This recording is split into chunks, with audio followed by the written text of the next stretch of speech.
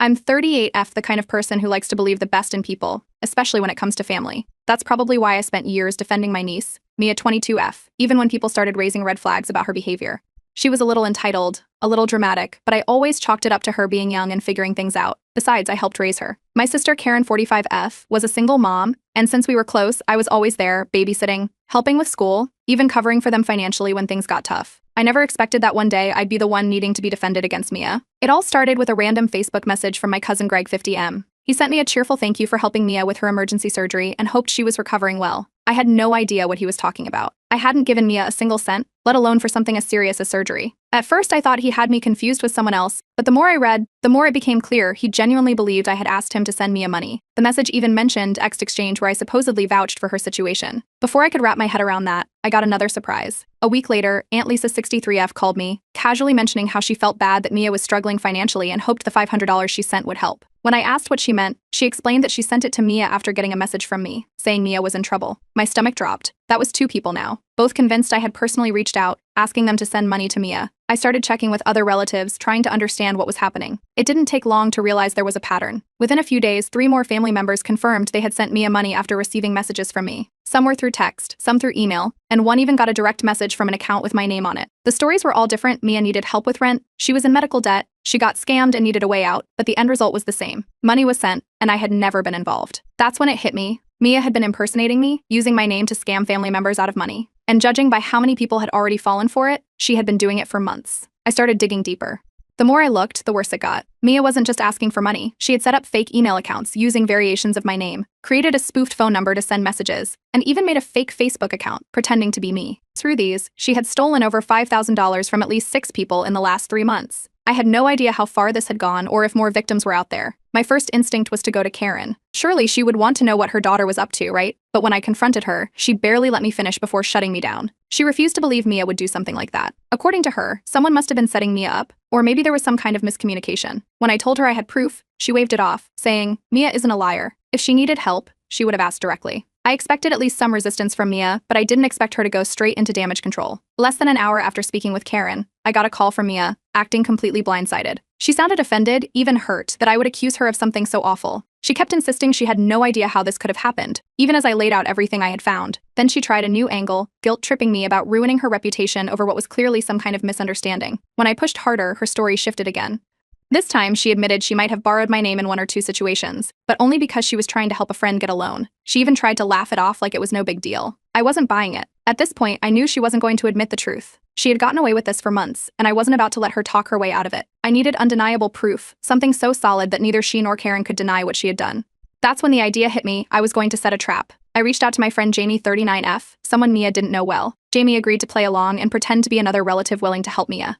The plan was simple. Jamie would send a message to the fake me, offering money, and we would see where it ended up. If Mia took the bait, we'd have all the proof we needed. I didn't tell anyone else what I was doing. The last thing I needed was for word to get back to Mia and give her a chance to cover her tracks. Instead, I sat back and waited, knowing it was only a matter of time before she walked right into the trap. What I didn't realize was just how deep this scam really went. Jamie didn't even have to wait an hour. As soon as she sent a message to the fake me, Mia took the bait like a fish hooked on a line. The message was simple. Jamie, pretending to be a distant relative, said she had heard about Mia's financial struggles and wanted to help. She asked where to send the money and if it would be enough to get Mia back on her feet. Not even 20 minutes later, Jamie received a long, dramatic response. aka Mia poured her heart out, talking about how desperate she was. She said her landlord was threatening to kick her out, her bills were piling up, and she had nowhere else to turn. It was almost impressive how quickly she spun the sob story. Then came the most important part. Mia sent over a bank account number. The lie didn't stop there. To really sell her story, Mia added another layer. She claimed that I, her aunt, the real me, was actually the one who needed help but was too embarrassed to ask for money directly. According to Mia, I had begged her to reach out to family members on my behalf, but I was too ashamed to tell them the truth myself. She even sent Jamie fake screenshots of a supposed text exchange between us, where I was pleading for financial help. In the messages, I had supposedly written things like, "Please don't tell anyone. I don't want them to think I'm struggling." The level of manipulation was honestly shocking. Jamie played along.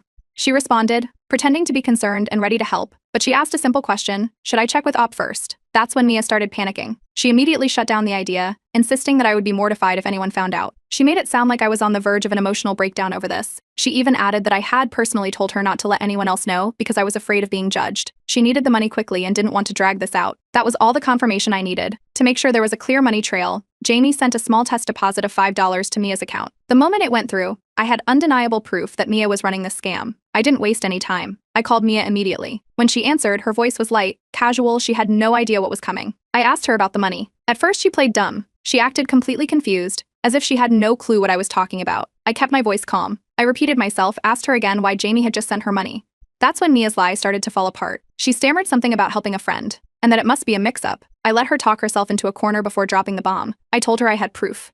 Not just the bank transfer, but screenshots, messages, and multiple witnesses who confirmed she had scammed them the same way. The moment I said the word proof, the entire tone of the conversation changed. Mia went silent. Then, out of nowhere, she burst into tears. She started sobbing so loudly that for a second, I thought she had hung up the phone.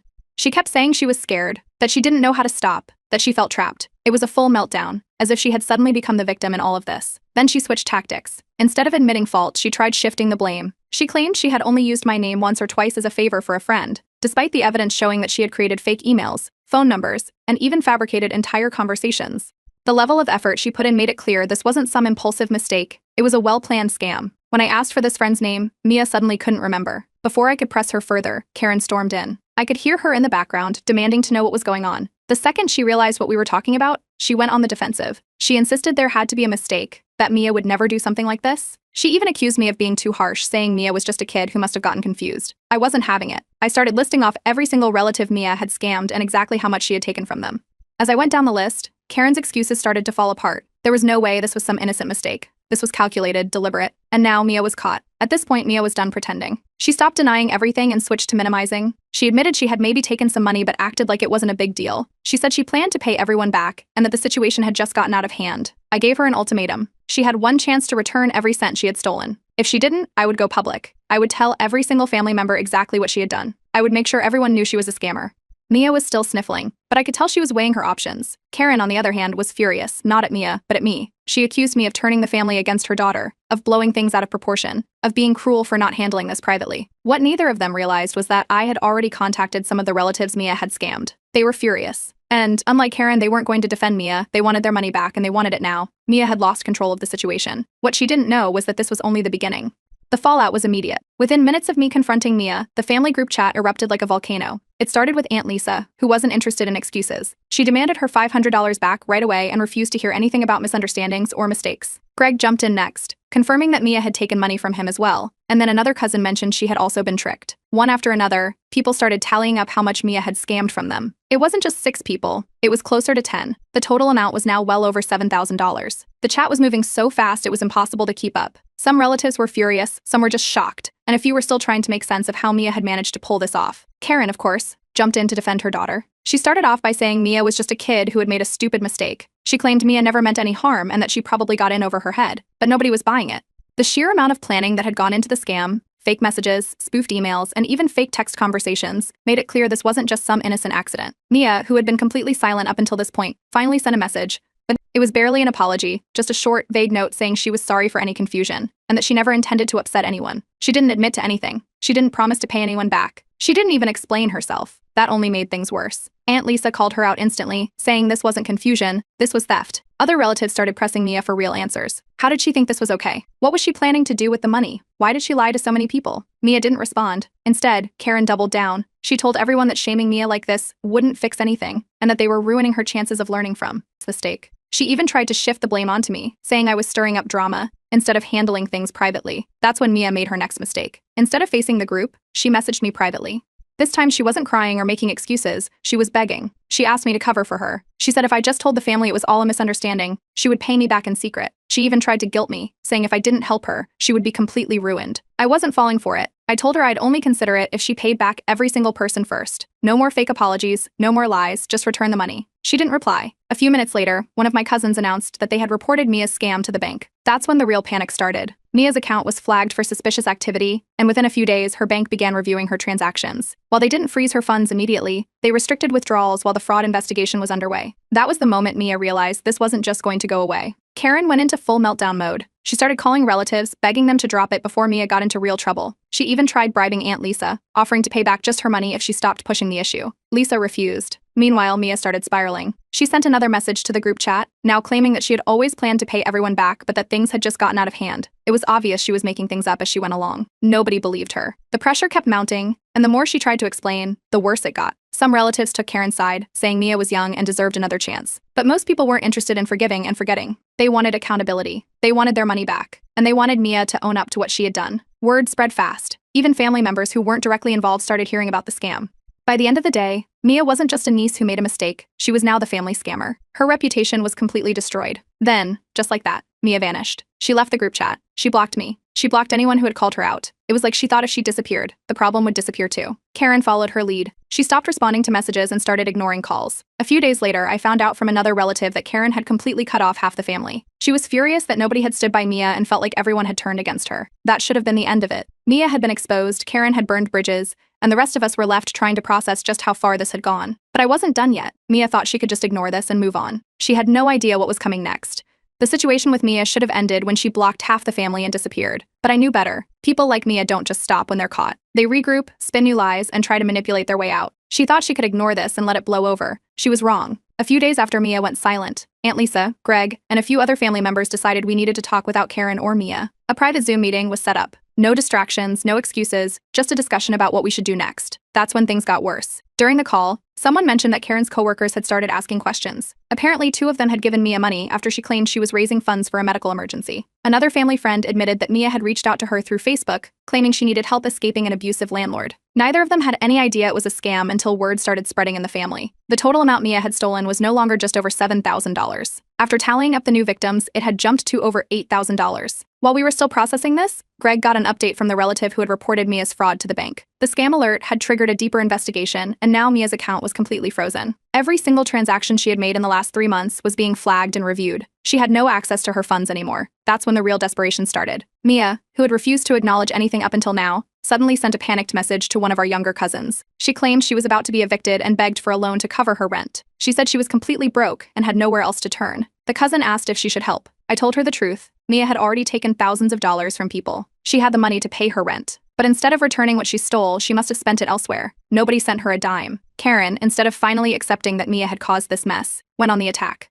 She started calling relatives again, accusing everyone of being cruel and unforgiving. She claimed we were ruining Mia's life over a little money. She insisted that Mia was just a young girl who made a mistake and that we were ganging up on her. Nobody bought it. Then Mia tried something new. She sent a private message to a few relatives, claiming that she had been scammed. According to her, someone must have hacked her accounts and stolen the money in her name. She swore she had no idea how this happened, and that she was just as much a victim as everyone else. That lie didn't last long. I sent a message to the entire family with screenshots of Mia's messages accepting payments, her fake sob stories, and even the fake conversations she created between herself and me. I told them to compare these to the messages she had just sent, claiming she was hacked. The hacker excuse crumbled instantly. Instead of Mia responding, Karen made a last-ditch attempt at damage control. She wrote a long, dramatic Facebook post about how the family was bullying Mia. She said we were ruining her future and refusing to give her a second chance. She even added some fake emotional appeal about how Mia was struggling and couldn't even afford food now because of how we had treated her. She must have expected sympathy. She got the exact opposite. People flooded the comments, calling her out. Some of her own friends asked why Mia had stolen money in the first place. Others pointed out that Karen had spent years making excuses for Mia's bad behavior, and now it had escalated into full-on fraud. A few of our relatives commented directly, listing how much money Mia had scammed from them. Some even mentioned the new victims,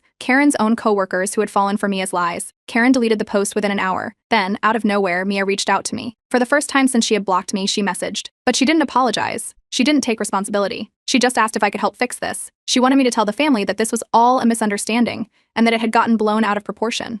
I told her she had one last chance. If she publicly admitted what she did, apologized to everyone, and paid back the money, I would stop pushing the issue. Instead of taking responsibility, she ghosted me again. Then she started blocking more family members. Mia had clearly assumed she could talk her way out of this like she had done before.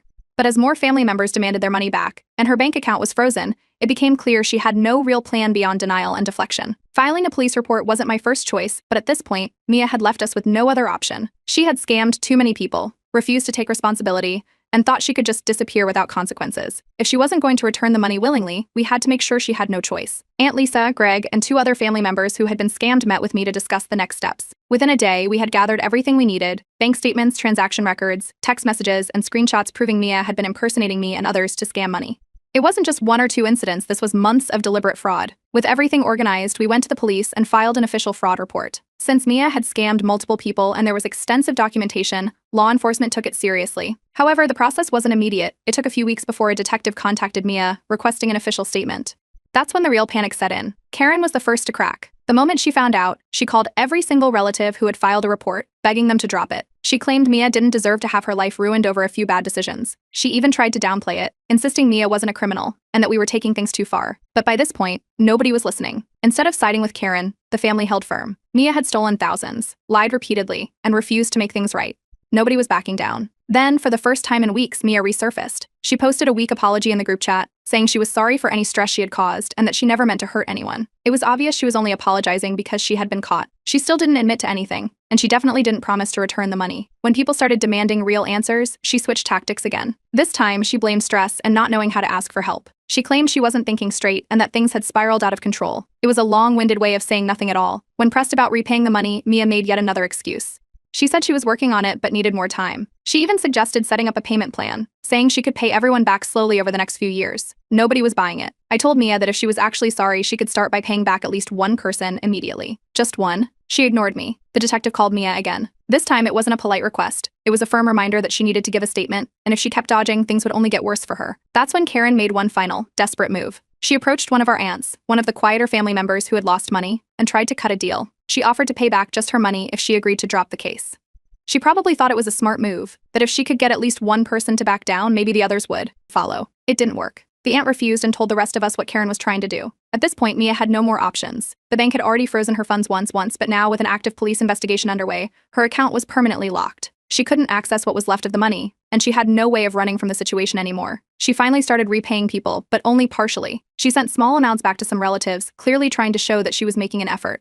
But it was too little, too late. The damage was done. Even after avoiding actual criminal charges, Mia's reputation was completely ruined. Nobody in the family wanted anything to do with her anymore. She wasn't just a liar, she was a scammer, and everybody knew it. Karen, once again, tried to shift the blame. She claimed the family had destroyed Mia's future, that we had turned our backs on her instead of helping her. But nobody felt guilty. Mia had done this to herself. With nowhere left to turn, Mia disappeared from family events, group chats, and social media. She went from being the center of family drama to being completely irrelevant. And honestly, that was the best outcome she could have hoped for. Mia stayed silent for a while after everything went down. With her bank account locked, her reputation in ruins, and nobody left to manipulate, she had no choice but to lay low. She stopped responding to family members, avoided social media, and completely disappeared from any group chats. It was like she thought if she just waited long enough, people would forget what she had done. They didn't. The damage she had caused was permanent. Nobody was willing to give her another chance. Nobody offered to help her. The family had made it clear Mia was on her own now. It wasn't just the family either. Word spread fast, and even distant relatives who hadn't been directly involved wanted nothing to do with her. When someone scams their own family, people remember. Every time her name came up, it was attached to one thing: the scammer.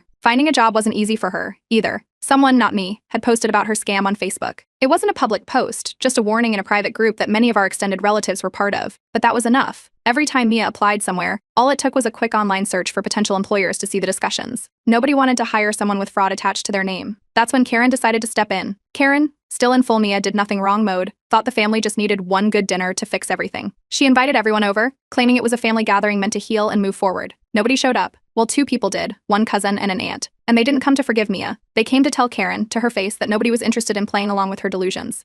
They told her that trust wasn't something that could be rebuilt over a cheap dinner. Mia had made her choices, and now she had to live with them. Mia's problems didn't stop at the family. A few of her friends found out what happened and cut her off, too. It turned out that one of them had also been asked for money months ago, but she hadn't sent anything at the time. Now that she knew the full story, she wanted nothing to do with Mia. Another friend, one of the few who had actually supported Mia through all of this, finally had enough and told her they couldn't keep defending her. With her support system collapsing, Mia was running out of options. That's when she made her last desperate move. She reached out to me. She didn't come at me with excuses this time. No blaming stress, no fake victim act. Instead, she sent a long-winded message claiming that she finally understood what she did wrong. She said she had learned her lesson and wanted one last chance to make things right. I wasn't interested. I told her she had already been given plenty of chances. She had every opportunity to do the right thing, and she chose to lie, manipulate, and steal instead. She wasn't sorry, she was just desperate. After I shut her down, Karen jumped in for one last guilt trip. She accused me of turning the family against Mia and ruining her life. She kept going on about how Mia wouldn't be struggling this much if we had just forgiven her. I shut that down fast. I reminded Karen that Mia ruined her own life. Nobody forced her to scam people. Nobody made her lie. Everything that happened was because of her own choices. Mia must have realized she wasn't going to get what she wanted because she blocked me. Again, this time she made sure to block me on everything. Last I heard, she had managed to get a minimum wage retail job. That was the best she could do, considering nobody else wanted to hire her. And honestly, I don't feel bad. Mia had every opportunity to make things right, and she refused. Now, she's finally facing real consequences. And I've moved on completely. No guilt, no regrets. Mia is finally out of my life for good. Mia had lost everything, her family's trust, her reputation, and even her job security. But if there was one thing I had learned about her, it was that she never truly gave up on a scam. She just adjusted her tactics. A few months after she disappeared from the family, Mia reappeared online with a brand new Instagram account. She had rebranded herself as a self-made entrepreneur. Her bio was full of motivational quotes about rising above the haters, starting from nothing, and proving everyone wrong. She posted about self-growth and not letting the past define you. She left out the part where her past included scamming her own family out of thousands of dollars. It didn't take long to figure out what she was really doing. Mia had launched a new business and was desperately trying to recruit people. At first, she made it seem like she had started an online store. She posted flashy stock images of beauty products, home gadgets, and fitness supplements, acting like she was running a successful e-commerce company. But it was all fake. Within a week, it became obvious she was part of an MLM, a multi-level marketing scheme. She wasn't selling anything herself, she was trying to recruit people to sell for her. The more people she convinced to join under her, the more commission she would make.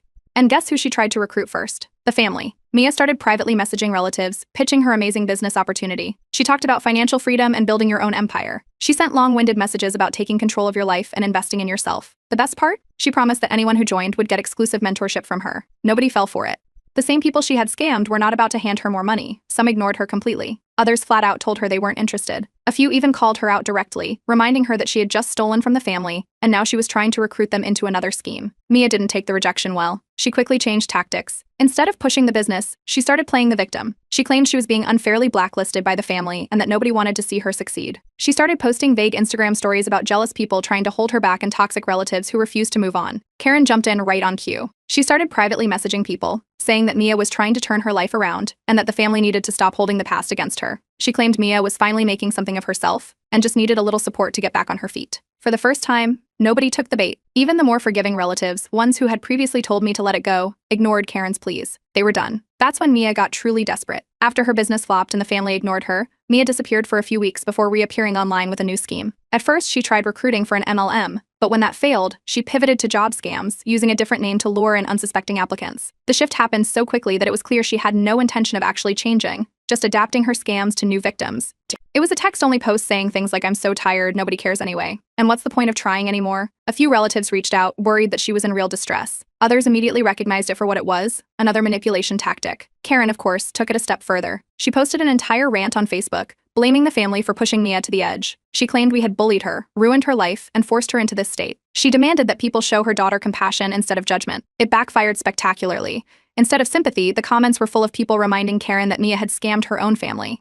Some even pointed out that Karen had spent months defending Mia instead of holding her accountable. Even a few of her own friends asked why she was acting like Mia was the victim in all of this. Karen deleted the post within a few hours. Then suddenly Mia was gone. Within days, she deleted her Instagram, her Facebook, and even her LinkedIn profile. Every trace of her business disappeared. The MLM scam, the motivational posts, the victim act, it was all wiped clean. Karen, who had spent months defending her, also went silent. She stopped reaching out to people, stopped trying to guilt-trip the family, and just faded into the background. For the first time in what felt like forever, there was no more drama, no more lies, no more scams. I thought it was finally over. But Mia wasn't done just yet. Mia had been silent for months. No Instagram, no Facebook, no MLM scams. For the first time in a long time, it seemed like she had finally run out of ways to manipulate people. But I should have known better. Mia wasn't the type to accept consequences. She was the type to reinvent herself and find a new way to scam people. And this time, instead of targeting family, she set her sights on complete strangers. She reappeared under a completely different name, running what looked like a job recruitment page. The posts were professional-looking, offering remote job positions with flexible hours, high salaries, and no prior experience needed. It was the kind of thing that would appeal to desperate job seekers looking for work-from-home opportunities. There was just one problem: it was completely fake. Mia was pretending to be a hiring manager for a prestigious company, claiming she was helping people find jobs. But to apply, candidates had to pay a small application fee to process their paperwork. The scam was simple. Mia collected money from hopeful job seekers and then disappeared, never following up with interviews or offers. She must have thought she was being clever, that nobody would recognize her under a fake name. But she underestimated just how small the internet can be. One of my friends, someone completely unrelated to the family, came across one of Mia's fake job posts. She recognized Mia's picture, even though it was slightly edited. She sent me the screenshot, asking, "Isn't this your scammer niece?" It took me less than 10 minutes to confirm it was her. She had changed her name, created a brand new online persona, and wiped any traces of her past. But no matter how hard she tried to hide, she couldn't erase everything. I wasn't about to let her get away with it. I contacted the real company Mia was pretending to represent. I forwarded them screenshots of her fake job postings, along with links to the accounts she was using to run the scam. They responded quickly, confirming that Mia had zero affiliation with them and that her actions were illegal. Within days, they issued a fraud warning. Mia's entire scheme fell apart almost instantly. People who had already sent her money for application fees began reporting her accounts. Platforms like LinkedIn and Facebook flagged her posts as fraudulent. The fake job page she had worked so hard to build was removed from every platform she used. Then, for the first time, Mia faced actual legal consequences. The company she impersonated sent her a cease and desist letter, warning her that if she continued this fraud, they would pursue legal action. But it didn't stop there. A few of the job seekers she scammed reported her to the authorities. The police got involved again. Instead of fighting back, Mia did what she always did: she ran. She deleted every fake account, scrubbed any traces of the scam, and vanished from social media. That should have been the end of it. But Karen, ever the enabler, had one last meltdown. Instead of admitting her daughter had committed fraud again, she had the audacity to message me. She blamed me for ruining Mia's only shot at success. She actually tried to argue that Mia had finally found a way to build a future, but that I had destroyed it out of spite. I shut her down instantly. I told her if Mia's only way to succeed is by scamming people, she deserves to fail. That was the last time Karen ever reached out to me. The legal situation escalated quickly. At least 2 people who had sent Mia money for fake job applications followed through with fraud reports. With her previous family scam already on record, this new case didn't look good for her. Instead of sticking around to face it, Mia completely disappeared. She didn't just delete her accounts this time. She vanished from every online space she had ever been active in. No more new businesses, no more fake opportunities. It was like she had finally realized she couldn't keep running scams forever. Karen, for the first time, had to face reality. With Mia gone, she finally had to accept that her daughter wasn't a victim, she was a scammer.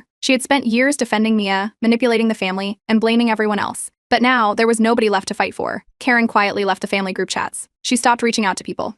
The family moved on without them. No more drama, no more lies, no more excuses. Last I heard, Mia was couch surfing with a distant friend, struggling to get by. Nobody knows where she is now, and honestly, nobody cares. As far as I'm concerned, she's finally out of my life for good. It's been a full year since Mia's last scam, and honestly, life has never been better. For the first time in years, family gatherings are peaceful. There's no drama, no awkward conversations, and nobody walking on eggshells. The tension that used to hang over everything, Mia's lies, Karen's constant enabling, the never-ending cycle of manipulation, is completely gone. It's like a weight was lifted off the entire family. Mia never bounced back. After her last scam fell apart and legal trouble started closing in, she completely disappeared. No social media, no new business ventures, nothing. As far as anyone knows, she hasn't pulled any new scams. Either she finally learned her lesson, or she just ran out of people to con. A distant relative ran into her recently and gave us an update. Mia was working a low-paying job, barely getting by. No flashy lifestyle, no financial freedom, just a regular job where she couldn't scam her way to the top. It turns out that when she couldn't manipulate people anymore, she had to actually work for a living. Nobody feels bad for her. Even the more forgiving relatives, the ones who initially said maybe we should give her another chance, have stopped caring. After everything she put people through, there's just no sympathy left. She burned too many bridges, and now she's on her own. Karen, of course, still refuses to admit Mia did anything wrong. She occasionally reaches out to relatives trying to rewrite history. She tells people that Mia just made some bad decisions, and that the family never gave her a chance to make things right. It's the same story she's been pushing for years, but now,